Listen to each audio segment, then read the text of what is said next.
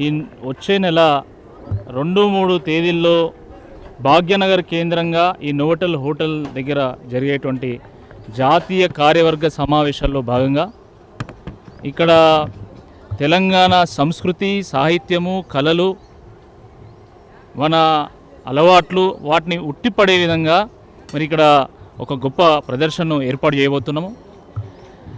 మరి జాతీయ కార్యవర్గ సమావేశంలో పాల్గొనడానికి దేశం నలుమూల నుండి వచ్చేస్తున్నటువంటి బీజేపీ అగ్రనాయకులకు, అదేవిధంగా ప్రధానమంత్రి నరేంద్ర మోదీ గారు, బీజేపీ అధ్యక్షులు జేపీ నడ్డా గారు, కేంద్ర మంత్రులు, వీళ్ళందరూ కూడా తెలంగాణ సంస్కృతిని, సాంప్రదాయాలను పరిచయం చేయడానికి ఈ యొక్క వేదికను ఏర్పాటు చేస్తున్నాం.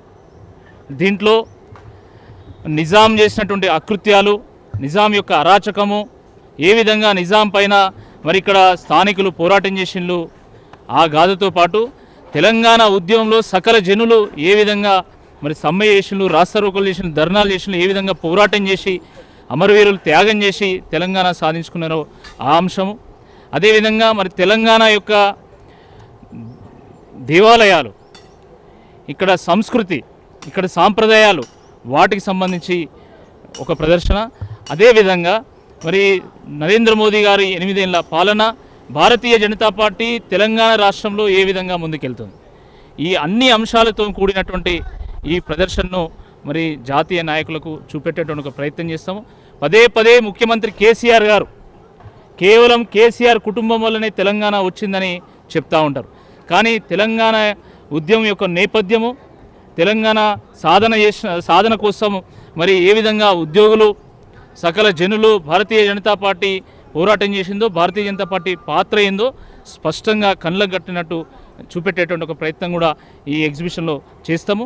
మరి ఈ ఎగ్జిబిషన్ కోసము మరి భారతీయ జనతా పార్టీ యొక్క పూర్వ నాయకులందరినీ కూడా సంప్రదించి వారి దగ్గర ఫోటోలు, అదేవిధంగా మరి తెలంగాణ విమోచన ఉద్యమానికి ఏ విధంగా పోరాటం చేసినో దానికి సంబంధించిన అనేక ఆనవాళ్ళు కూడా, అరుదైనటువంటి ఫోటోలు కూడా మేము సేకరించడం జరిగింది.